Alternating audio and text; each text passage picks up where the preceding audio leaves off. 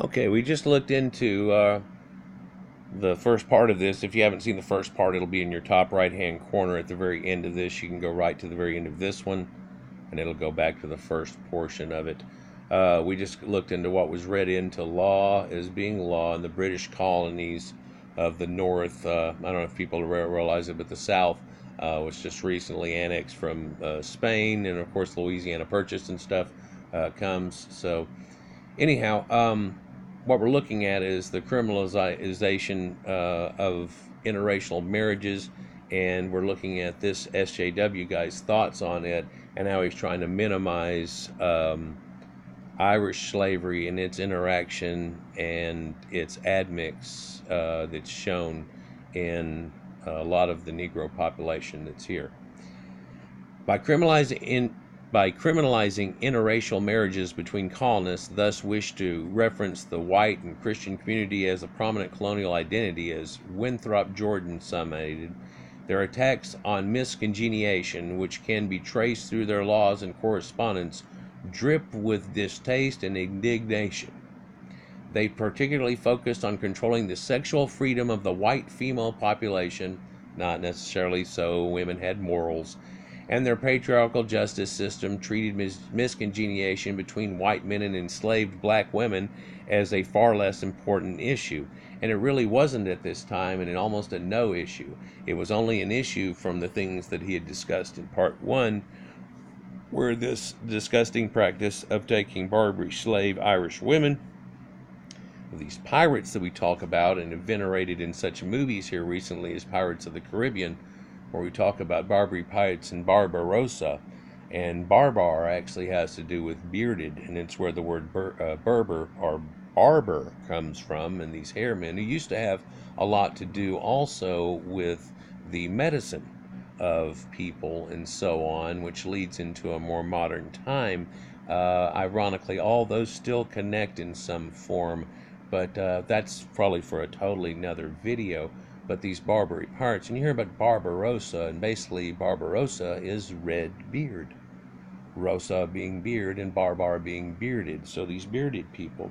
And you hear about barbarians that the Romans talked about in the Punic Wars and so on, that these people there and the Celtic people were referred to under ideas like this. And while barbaric is one way of looking at it, another way is bearded, for the Greeks kept themselves fairly shaved, and so did the Romans and stuff. And you can see that really just it seemed to be the religious people and the ones that were very much into Gnosticism, sciences, and things like that, and psychology, and the starting of philosophies and things like that really had the beards onto them. A lot of others kept it. One way of looking at that too is that Alexander the Great, whenever he went into battle, made everybody shave and stuff. And while it's looked at as being some type of the people didn't like it or so on, that it made them all look young. And he goes, yes, I want to have a young looking force. And also these people were fixing to fight have a bad habit of trying to grab you by the beard. And but maybe be a twist on the idea of their idea of in battle of that we'll shave ourselves, but they are bearded, and so we will grab them by the beard. And there's a lot of conjecture to that, but let's continue with this, because this is more important, although I like to stay in that area of history much better. Irish Nell, the remarkable marriage of Eleanor Butler, an Irish servant, to Charles, an enslaved African, forced the administrators of this colony to rewrite this law. This marriage raised new concerns about shameful matches being tolerated by leaders in the community. It was not enough to only punish the disgraceful woman. Now those in positions of influence who allowed interracial marriages were also targeted. Its broader aim was clear. Colonial society in Maryland was responsible for enforcing their relatively new institution of racialized perpetuity, hereditary chattel slavery, and for policing its racist foundations. And no, the original of chattel slavery, of course, comes from the Bible, and it really wasn't racist. It was different groups of Caucasians enslaving other different groups of Caucasians, and so it doesn't have racist, what we would call today, foundations. What was known is that there were these people that were the primordial Caucasians that were kind of biblical people and everything, And then there was these other primitives that were illiterate, that really were kind of savage at the time, and really not very advanced at all in any way, shape, or form, and a radical difference between the two. And we won't look at it as being like, hey, they were all lollygagging around and spitting science out. And that's not the truth and reality of it itself. It's still reflected in society today, where they have a much lower instance of them prospering to an IQ above a certain level, and ones that do are definitely standouts in the community. But lately we see an embracement towards the opposite, and grammar and all kinds of things, which is really leading to quite a regression. And of course, none of this is Caucasians' fault either, for they're doing all they can in assertive action and things for blacks in a way that if it was done for whites, it would be considered racist. So you can see that it's more of a crutch situation. Let's continue. The marriage. Eleanor Butler was known as Irish Nell. She was an Irish servant who had been brought to Maryland and Lord Baltimore in the 1670s. She completed her indentured servitude and was a free woman. She served Major William Borman in St. Mary's Parish. Borman was a prominent Catholic planter in the colony, mentioned in a Puritan court in 1655 as confessedly being a Roman Catholic, born and bred so, and even spelled in the old worldish way. In August 1681, Eleanor was married to Charles, one of Borman's slaves. This ceremony was performed on the plantation grounds by Father Hubert, a Catholic priest. The wedding was attended by a large crowd of guests and well-wishers. See? According to the 1644 law, her punishment was that she would be enslaved alongside her husband as long as he was alive, but worse than that, their children were also to be slaves, as was the exact law of the time and the way that it went, even because of black people helping to enact the law that made it past chattel slavery in the first place. But she agreed to it, they agreed to it, they wanted to do it. Hey, kids in love. Anyhow, from 1749 to 1847, the descendants of this marriage sued for their freedom multiple times on the basis that Eleanor was a white woman. Eventually, I think it did. They eventually won and were granted their freedom. Yeah, the Bormans were ordered to pay damages. The court, and so here we start to get, a problem for what they had done against correctality and stuff off of it, because they were white.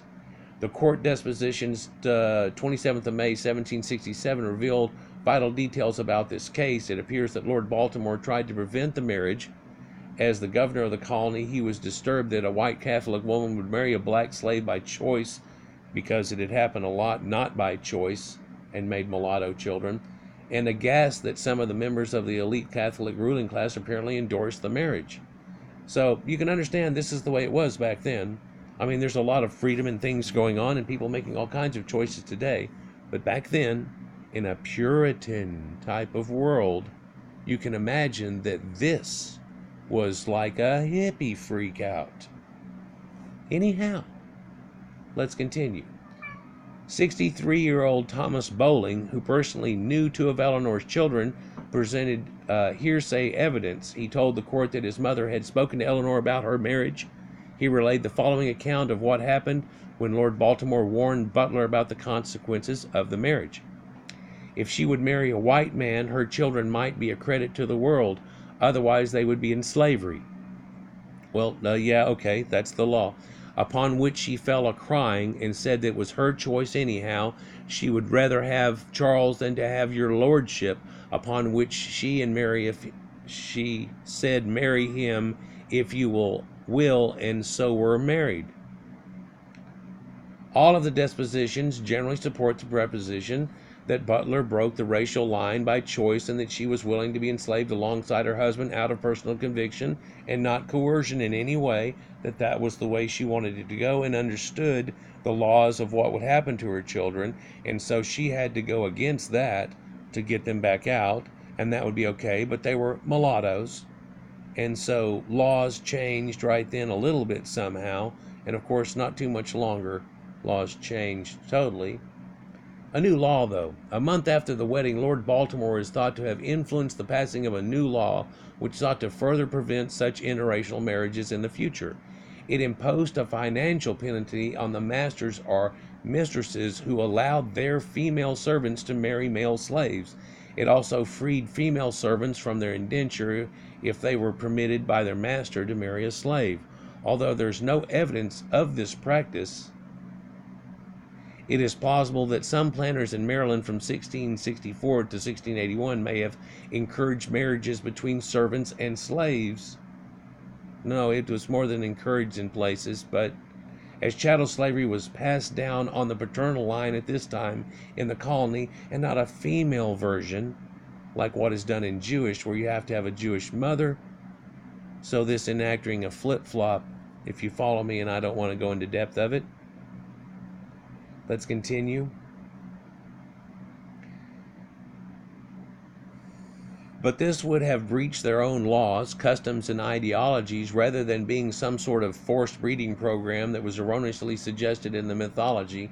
No, it didn't all happen here, and quite often the people that we're talking about that even made it up here as a slave now were already in that position, as spoken of before. So they would already have been admixed to a point. Thus, to remove this incentive of new law, repealed the 1664 law, stating that in the future the children in a marriage between a woman and a black slave would be free. Additionally, this adjustment put the onus on the planters to prevent such relationships, as legal provisions, if enforced, could seriously undermine their labor force, both servants and slaves, telling the law's central targets remained the morals and sexual freedoms of white women. Again, this is North, is this in Maryland? Is this in, yeah, and then, okay, so it's not the South acting like this and doing, okay, and then another mention too, it was the Democrats that wanted to keep slaves and had contained a lot of them. It was the Republicans like Abraham Lincoln that had set them free, and indeed if you read his speeches themselves, he doesn't say that he wants to do so or will do so, and then they wouldn't become citizens, that they would be sent back. And I think Liberia was made for black people to go back to where they originally came from and then make a great place out of it from perhaps being exposed to what they had been at that time. But that never got interacted in any way, shape, or form either, although Liberia was interacted. Very few percentage went back, and also Liberia, if you'll look at its history, it's kind of showing you what might happen if it wasn't controlled in a correct way, and I'm wondering who they would think would control it. Anyhow, an act concerning servants and slaves of 1681, forasmuch as diverse freeborn English or white women, so discerning between the two in the linguistics here, referring to possible Irish who weren't considered the same at this time, definitely. Many signs show blacks and Irish not allowed. Let's continue. Sometimes by the instigation, procurement, or convenience of their masters, mistresses, or dames, and always to the satisfaction of their lavishly and lustful desires, to the disgrace not only of the English but also of many other Christian nations. So you can see it kind of seems to be an attack on somebody. To intermarry with Negroes and slaves, by which means diverse incommunities, contrivances, and suits may arise touching on the issue of children of such freeborn women, aforesaid. And this has been looked at as being part of the clergy plan and its origins, where it seems like someone is trying to direct interracial marriages. You see it on commercials nowadays and things a lot. It's not really a, hey, let's try to get along. It's a, hey, That's literally what it tries to show. It's gotten where it's like past disgusting. People have gotten to the point of pointing it out, and then it's gotten worse. Yeah, it's kind of disgusting where people are trying to manipulate big, large, prosperous civilizations in certain ways. For the prevention whereof the future, be it, enacts that if the marriage of any woman servant with any slave shall take place by the procurement or permission of that master, such woman and her issue shall be free, and enacts a penalty by fine on the master or mistresses on the person joining the parties in marriage. In other words, they're not to be put together in the first place. Slaves are kept here. If you did something like this, then you have done this. You brought it upon yourself and your own people. So this is part 3, he says, of the Irish slaves meme and debunking the Irish slave mix. And I think that's the end of it. Yeah, that's the end of it here. And so let's go to something else here real quick. And durant. So he said it means hard labor for life. Durant, durante, law, during. Okay. You must, let's see, 2,000 words. Durant, Duran's personal future of durar, to last. To last. Okay. Jimmy Durante, long life Jimmy Durante. Durant, translation of Durante, Spanish Central, is where it kind of comes from, is that derivative, one of those Proto-Indo-European languages. What made you want to look up Durante? Oh, let's see. I swear there was a definition here. Oh, to last, Latin, ablated of durant, durans, partial to last. Okay, so we've got that. Let's continue.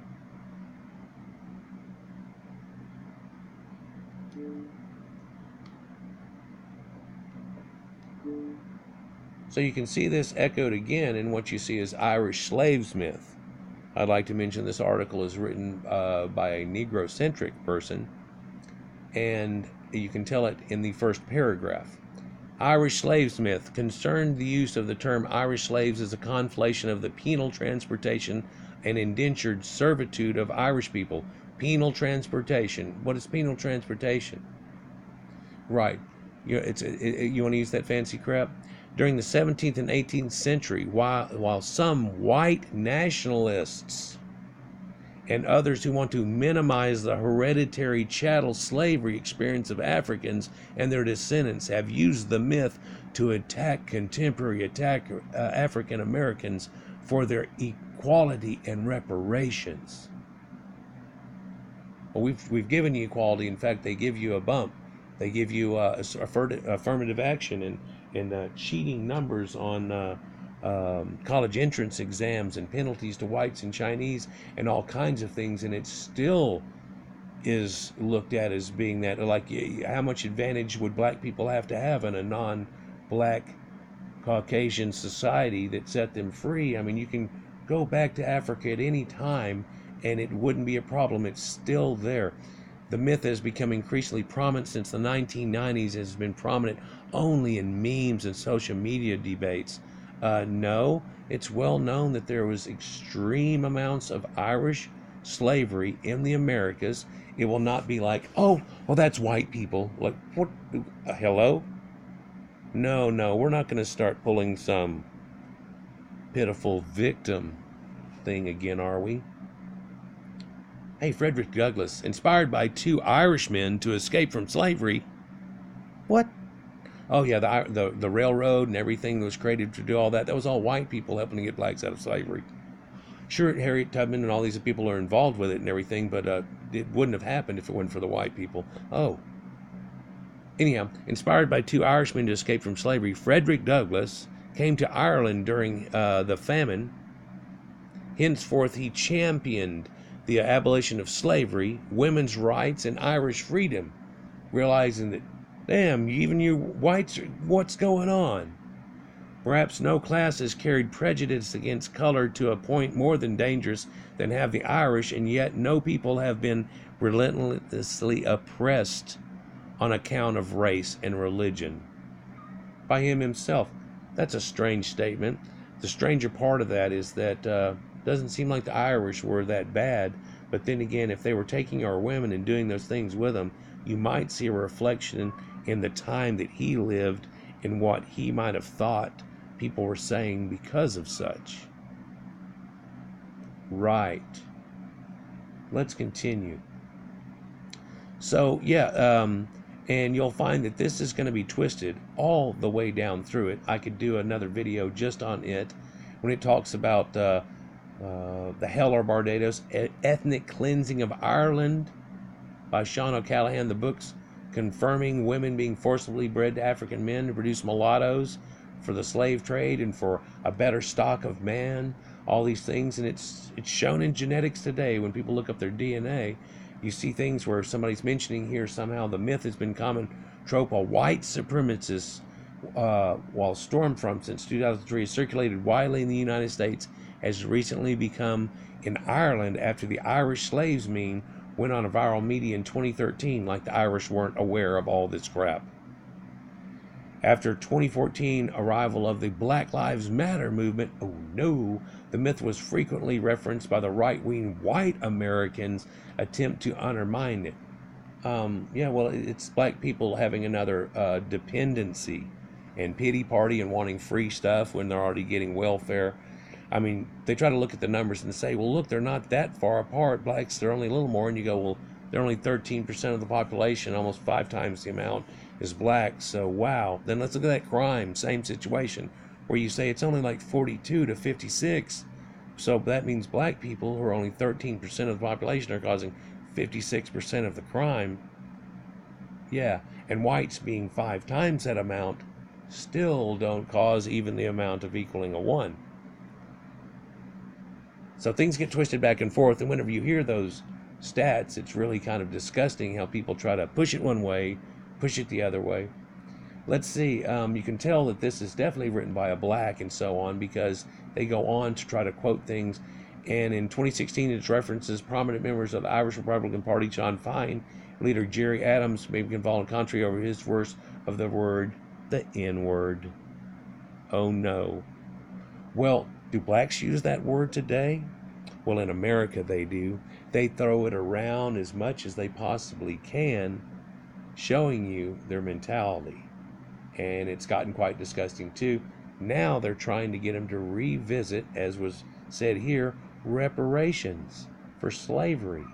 Well, since Irish were the first slaves and it was all chattel slavery until blacks messed it up themselves, and also the fact that it was the blacks capturing and selling their own people off like a slave mart to Islamic slave trade, which begins 900 years before that. So you might want to talk to them. And then the Jewish slave masters that had the Bible that black people aren't a part of started over here, and it went into the Americas and South America, and 92% went there. You might talk to 92% of them, and then the small percentage that came up into America. Difference is whites in America weren't castrating them or doing anything along that line, and really have let them prosper quite a bit in modern society. Like, share, and subscribe. Peace.